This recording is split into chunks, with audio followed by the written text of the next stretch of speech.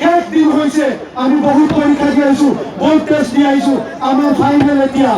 আমি ফাইনেল দিবলৈ সাজু আহিছোঁ আৰু এইটো আজি এই গৰমৰ পৰা আমি অসম চৰকাৰক হুঁচিয়াৰ কৰিব দিছোঁ যে সংখ্যালঘু ৰাইজ যে মনে মনে আছে সংখ্যালঘু ৰাইজৰ যি ধৈৰ্য আছে সেই ধৈৰ্যত তেওঁলোকৰ সংখ্যালঘুৰ কমজুৰি বুলি ভাবি নল'ব যেন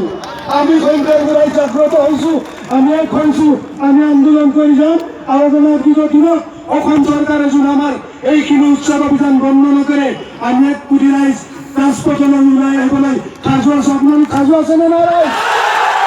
মই বেছি দিবলৈ নকৰোঁ বহুত বক্তা আছে মই এইখিনি কৈ মোৰ চমু বক্তব্য সামৰি মাৰিছোঁ আমচু জিন্দাবাদ